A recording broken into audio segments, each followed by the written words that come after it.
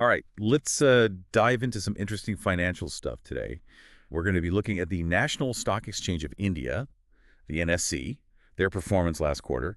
We've got a few different sources, actually. We have their financial reports, a presentation they gave to investors, and even some questions that go a little bit deeper.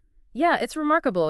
This isn't just like one company doing well. The NSE has been the world's largest derivatives exchange for 5 years in a row. So what happens here with the NSE, it affects everybody. It really does. What happens in India does not stay in India, that's for sure. Yeah. But before we get global, let's zoom in on these reports. They're consolidated results. Think of that as like combining all the parts of their business into one financial picture. Shows that their revenue for the quarter was 1,717.38 crore. Now, last year, same time period, it was only 12,240.67 crore. That's a pretty big jump. Yeah, definitely. We're talking about almost 38% increase year over year. And their net profit, so that's the money they made after all the expenses, also went up quite a bit, 566.72 crore, up from 398.01 crore the previous year. So just at a glance, things are looking pretty good for them. Absolutely. But let's get into the nitty-gritty. Their financial statement, it actually breaks down where that revenue comes from. So trading services, what an exchange does, brought in at 1,237.61 crore. Then we've got clearing services, which contributed 418.68 crore. Right. It makes sense that those are their main money makers, since facilitating trades is their core business. But here's something interesting. Data feeds and licensing services brought in 61.09 crore. Wait, so people are paying for the NSE's data. What makes their information so valuable? Yeah, that's a great question. It might not seem like much compared to their total revenue, but it shows you where things are going. In the world of finance, data is becoming super important, and the NSE is taking advantage of that, which could become a huge area of growth for them in the future. That's really interesting. So are they just benefiting from a booming Indian market? Or are they the ones actually shaping it? It's like the chicken and the egg. Right. It is something to think about. If we look at the market growth charts that they provided, we can see some pretty big increases in both the equity derivatives and cash market turnover. So the NSE is definitely benefiting from a healthy market. But they're also trying to get new investors Yeah. with these strategic initiatives. Okay, let's talk about those initiatives. Their presentation mentioned some new products and some cool technology upgrades they're doing. Exactly. This is where you can see their vision. They're not just trying to make more money. They want to be a world leader in financial technology. So they are creating a more efficient and user-friendly market, which obviously attracts more investors. I like how they're thinking ahead. That's smart. But hold on. I saw something in the report about a colocation controversy. What is that about? Right. Well, their finances look good. But there's this issue that we can't ignore. Both their standalone report, which is just their individual company report, and the consolidated report have these notes about some legal challenges. It's all about their colocation facility.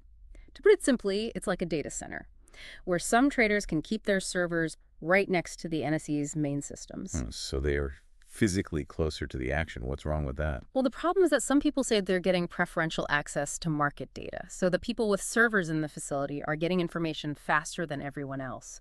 And this is causing concerns about fairness and transparency. Ooh, that sounds serious. So without getting into all the legal stuff, what could this mean for the NSE? Well, it could be really bad. Investor confidence is super important in finance. If people start to think the system is unfair, they'll take their money and go somewhere else. And then there are the legal and regulatory problems that it could cause. Yikes. It seems like there's a lot more to this than we first thought. It reminds me of these questions we have that go a little deeper. Yeah, for sure.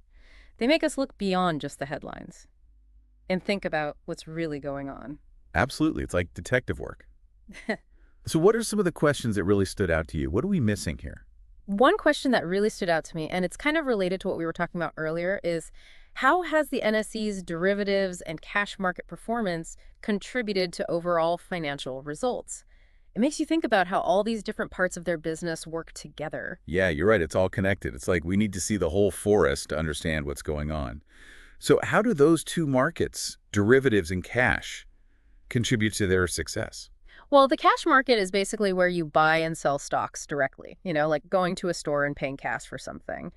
The derivatives market is a little bit more complicated. It's more like betting on whether the price of something will go up or down. You're not actually buying the thing, just betting on its future value. Okay, I think I'm starting to get it. So the NSE provides a platform for both types of trading. Exactly. And what's interesting is that their dominance in derivatives has really helped them grow. It's a niche market, and they've become the leader. That makes me think about another question we have. What challenges did the NSE encounter this quarter, and how did they address them? It's like asking, what obstacles did they have to overcome to get such good results? Right, exactly. How a company deals with problems tells you a lot about how strong they are. Unfortunately, we don't have access to their internal discussions, but we can look for clues in the presentation and reports. Well, we already mentioned the colocation controversy. That seems like a pretty big challenge. It is, definitely. It could really hurt their reputation if they don't handle it carefully. And then there's the overall economy to consider. Inflation, interest rates, all that can have a huge impact on the stock market. True. The market can be unpredictable. Did they mention anything about that in the report? Like how they plan to deal with those external factors? They didn't say it directly, but we can get some ideas from their strategic initiatives.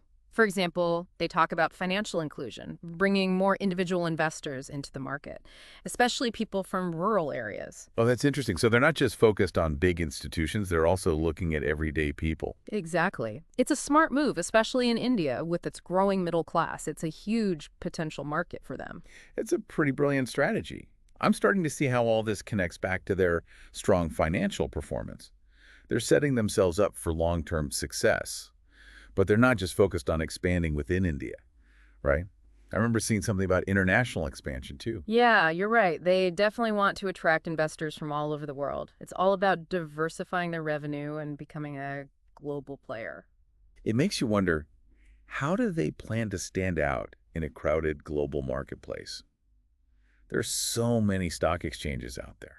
That's where their focus on technology comes in.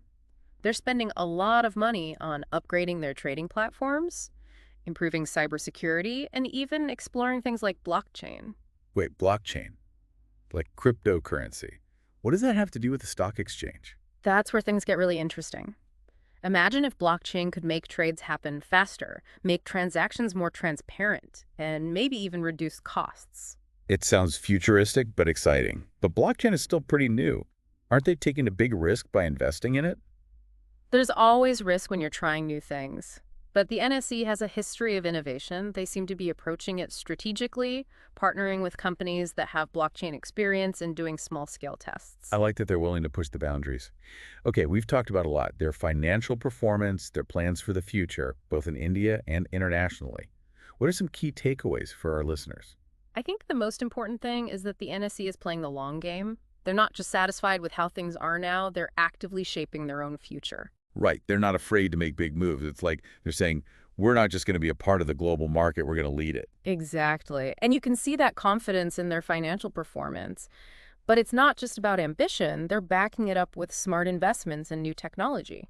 It's pretty inspiring. It makes me wonder what else they have planned. What else stood out to you from the materials? Yeah. Any burning questions?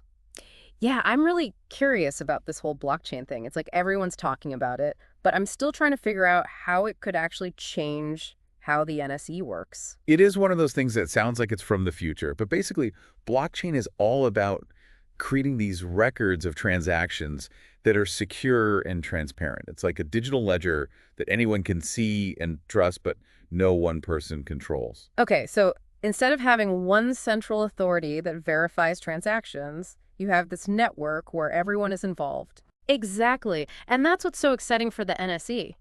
Imagine a future where stock trades settle almost instantly, no more waiting around for paperwork. And since everything is recorded on this ledger, it's much harder for someone to cheat or manipulate the system. Wow, that could be a game changer. But let's be real. Changing a whole system like a stock exchange takes time. What are some smaller steps they could take to get started with blockchain? Well, they could try using blockchain for specific tasks first, like keeping track of who owns shares or managing how money moves around. Think of it like a test run before they use it for everything. Yeah, start small and then grow if it works. Yeah. That makes sense. It's interesting, though, because one of the questions we had was, are there any indicators suggesting a shift in NSE's financial trajectory in the near future? So will these blockchain experiments actually make them more money anytime soon? That's a good question. And while we can't predict the future, we can look for clues. Are they attracting new investors who are specifically interested in blockchain? Are their pilot programs showing good results?